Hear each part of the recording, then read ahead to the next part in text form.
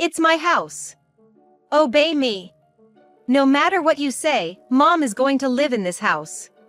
As soon as I strongly opposed the idea of my mother-in-law living in our home, my husband, Jack, burst into anger like a raging fire and said that. I frowned and replied, but this house was handed down to me by my parents. Why is Jack boasting that it's his house when it's mine? However, I tried to have a decent conversation, but if Jack kept taking an authoritative attitude, thinking he could make me obey him, he raised his voice and said, I'm the one paying the rent. So this house is mine. It's not yours. I was at a loss for words. I'm not even having you pay for it. As I couldn't say anything, Jack thought he had one, snorted, and plopped down on the living room sofa. I let out a big sigh. My name is Amy. I currently live with my daughter, Sarah, who is going to be an 8th grader, and my husband, Jack. We live in a 2-story house, and Jack and I started living in this house about 3 years after we got married. Originally, my parents lived in this house, but they decided to give up the house and move to the countryside, saying they had something they wanted to do there. At that time, my parents decided to rent this house to us, Jack and I, who were married and had Sarah in my belly. I suppose my parents were concerned about their income even though they had moved to the countryside. Well, it was cheaper than living in an apartment or buying a new house, so Jack and I were happy to pay the rent. I work as a magazine editor and make a decent amount of money.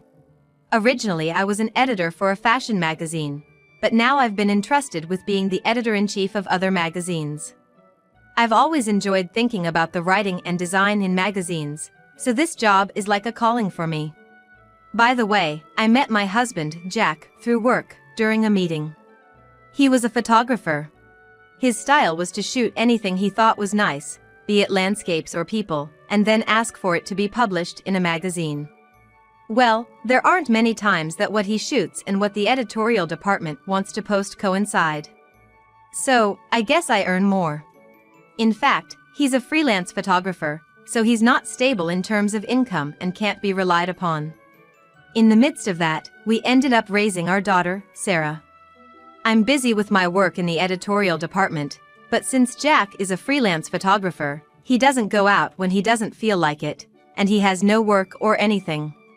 So I left our little daughter to Jack. I have a stable income, so I thought it was only natural to divide the roles like this, but there was someone who outright rejected our role division. That was Jack's mother. For me, she's my mother-in-law.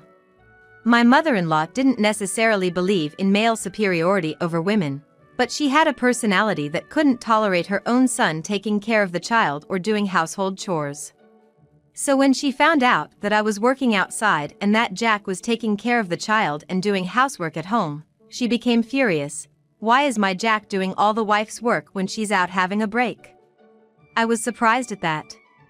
Jack had been living at home until he married me, so my mother-in-law should have known that he was a freelance photographer and didn't have a stable income. However, it seemed that how much Jack was earning didn't matter to my mother-in-law. What mattered to her was whether her precious only son was not having a hard time. Excuse me, I'm not just taking a break outside. I'm working hard outside every day. I'm just having Jack look after Sarah while I'm gone. When I came home after finishing my work, my mother-in-law was standing like a statue in the doorway waiting for me, and I was really surprised. My mother-in-law's house is a 3-hour drive away, so I thought she wouldn't come so easily. But she must have been worried about her son Jack. As soon as she came to our house while I was gone, she began to lecture me immediately. You know, even if you say you're working outside, you're married to Jack, right? You have to think of Jack first, you know? And yet you're pushing child-rearing and housework onto Jack. If this was going to happen, you shouldn't have had a child. I inadvertently reacted to my mother-in-law's words with a huh? I somehow knew that my mother-in-law disliked me. After all, her son was the most important person to her, so she probably resented me, the bride who stole her son through marriage. Even so, I thought she would cherish her son's married life and the child born between her son and me. But it seems I was wrong about that. My mother-in-law really only cared about her son, Jack, and considered everyone else a nuisance. On top of disliking me, she started saying she didn't need my daughter, Sarah, either. Finally, she grinned and looked towards the living room where Sarah was, saying, "If you're gonna keep bothering Jack, we might have to think about sending Sarah somewhere to be adopted." I was instantly irritated by her words and told her clearly, "Please leave." My mother-in-law, already disliking me, frowned and said, "What are you saying to your husband's mother?" But I grabbed her arm and said, "Mother-in-law or not, you're an outsider to this house. Who do you think you are, telling me to give up my dear child for adoption? We won't associate with you anymore, so leave." I then took her outside, escorted her to the gate, and immediately closed the door behind me. She made a fuss in front of the house for a while, but I ignored it. During that time, Jack was doing what, you might ask? Well, since his mother came over, he left everything to her, including taking care of Sarah and the house chores, and he himself was sound asleep in bed. Well, it seems his mother must have thought, why do I have to do the wife's work? She didn't do any housework and completely neglected Sarah's care. I rushed to Sarah and made dinner for her. While Jack was still asleep, I called my father-in-law. Unlike my mother-in-law, who valued only her son and didn't listen to anyone else's opinions, my father-in-law was a reasonable person. When I told him everything about how my mother-in-law had barged into our house, lectured me absurdly, and even said to put Sarah up for adoption, he was as angry as I was and came to pick her up right away. "You don't have to deal with the relatives much anymore. I'll make sure my wife stays away from this house too," said my father-in-law, grabbing his wife by the scruff of her neck, who was screaming, "Why do I have to be yelled at? This woman married Jack, didn't she? Then she should serve Jack and listen to what I say too, and put her in the car. Enough already. Do you want to make your own son good for nothing? Our grandchild was just born, and now everything is ruined because of you." My father-in-law was angry. Of course, my father-in-law wants to love his grandchild. Nevertheless, my father-in-law saying minimal interaction with relatives is fine was probably to protect me and Sarah. I can only thank my father-in-law. Then, we stopped seeing my in-laws so often, no big incidents happened, and when Sarah was in 8th grade, something happened. Shockingly, my father-in-law had passed away. He had been complaining about feeling unwell for several days, so he was on his way to the hospital when he lost consciousness. He was rushed to the hospital, but it seems luck was not on his side. Suddenly, my father-in-law's death saddened me. Of course, Jack, who lost his real father, was also sad. And even though she hadn't been interacting with the relatives, Sarah, who had continued to correspond with her grandfather in 8th grade, was very upset. Since they were pen pals, Sarah might have been sadder than me. After all, I couldn't help but think, who's going to stop my mother-in-law now? While it's sad that my father-in-law passed away, the fact that there is now no one to stop that reckless and hateful mother-in-law who dislikes both me and Sarah is very frightening. In the future, my mother-in-law might storm into our house. After all, until now, even if she tried to come to our house, my father-in-law had been strictly managing the money so she wouldn't have the travel expenses, and had even made her give up her driver's license. But now, my father-in-law's inheritance is hers, and no one around to tell her how to use that inheritance. It seemed as though my fears had come true when my mother-in-law approached us as the funeral ended and relatives gathered, declaring, "I'm going to move into your house soon."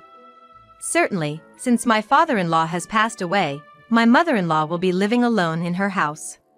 However, even so, I absolutely cannot agree to live with my mother-in-law, who sees me and Sarah as nuisances. Especially considering that Sarah is in a sensitive period of adolescence, being in 8th grade. "I'm sorry, but living together is impossible," I firmly refused, and my mother-in-law glared at me as if she were going to spit at me. Then, she put her hand on Jack's arm and said in a frail, elderly voice, "Jack, you really married a cold-hearted wife, didn't you? I want to talk to you alone." She then separated Jack from us. Next to me, Sarah let out a big sigh and said, "Grandma is really a troublesome person.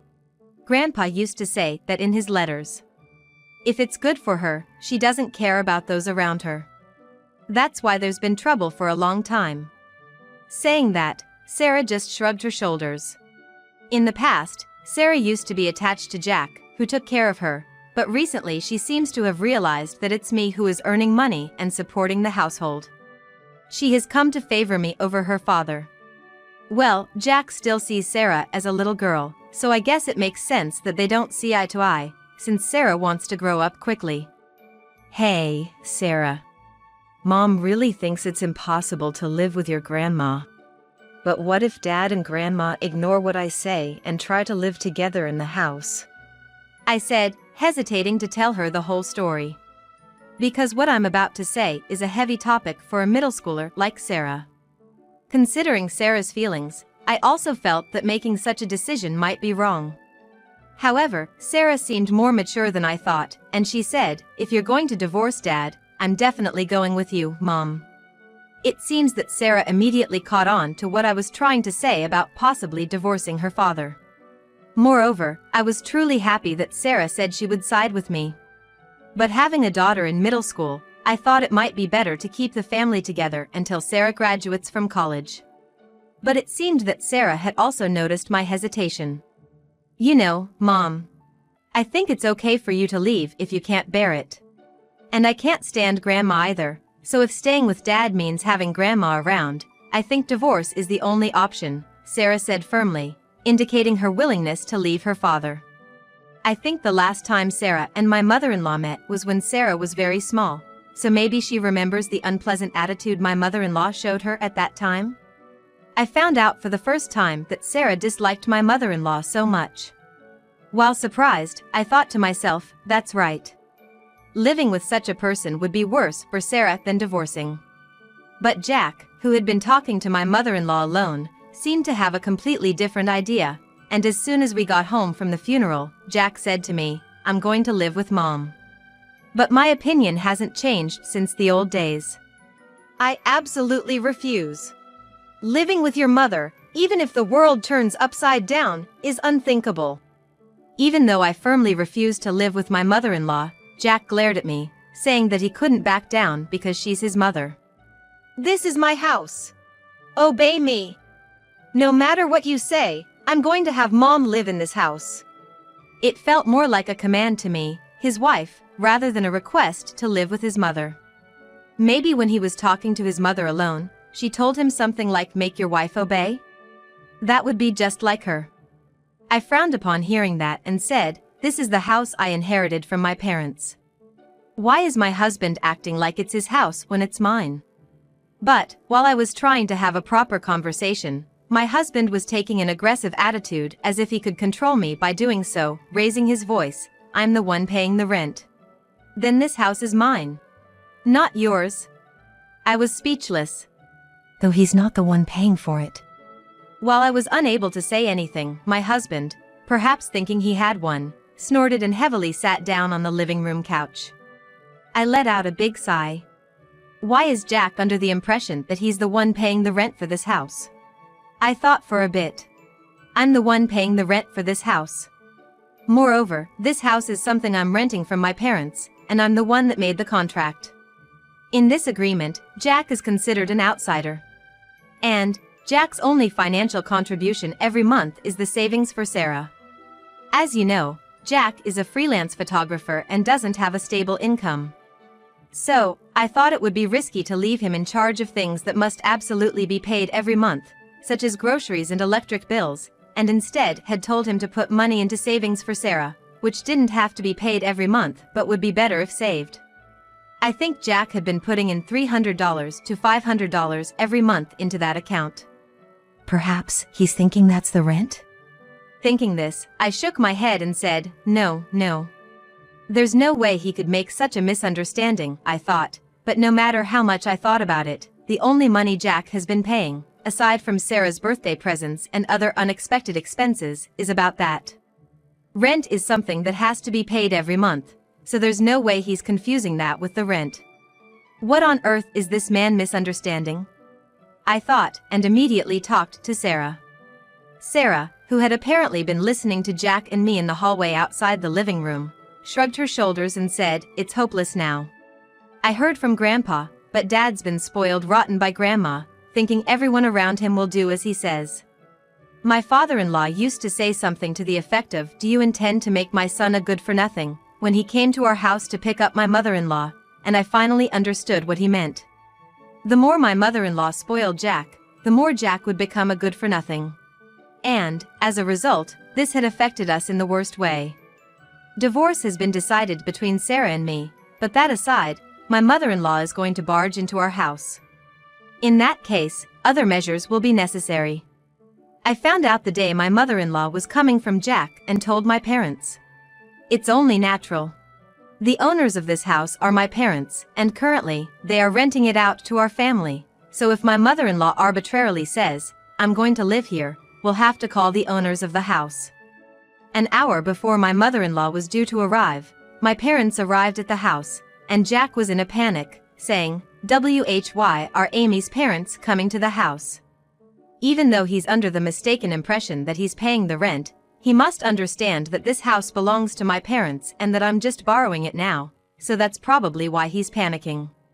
I've properly told my parents about what's happened, so my parents have been giving Jack stern looks from the beginning, saying, "Jack, you are Amy's husband and Sarah's father." Yet, even though they both are strongly against it, you seem to be forcibly trying to have your mother live with you. "And that mother is coming here today," my father said to a trembling Jack, who answered, "But, Dad passed away." My father continued, "So what? Just because she's alone? There are other ways if she's lonely, but you are neglecting the family you should protect and calling your mother to this house. Then we have no choice but to evict you from this house." "What? Why? This house was handed over to my daughter, not you. My daughter seems to be going to divorce you, and we won't let you and your mother live here." Jack looked at me in surprise, but quickly snorted. "I'm the one paying the rent, how can you allow this?" But reality was different. My father sighed and said, "I have been receiving the rent from my daughter every month. I've never received it from you," and Jack's eyes widened. When I said to Jack, "Could it be that you thought you were transferring money to my dad's account, when you were actually putting it into the account for Sarah?" Jack began to hold his head on the spot, recalling his actions at the time of the transfer.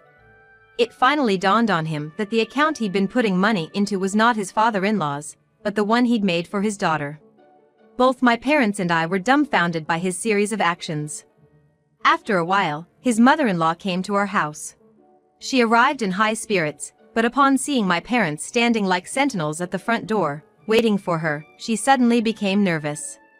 When my parents spoke about Jack's and my divorce, the mother-in-law joyfully said, "Finally, Jack's free from that horrible wife," but when they explained that Jack would be kicked out right away because the house was not his, she turned pale and exclaimed, "What? I sold my house. I thought we could live here." Though she said this, my father and mother adamantly refused to let her in, and eventually, she broke down crying and ran away somewhere. Jack also ran after his mother like that. While they were gone, we called a locksmith to change the locks. Now neither Jack's mother nor Jack will be able to enter the house without our knowledge.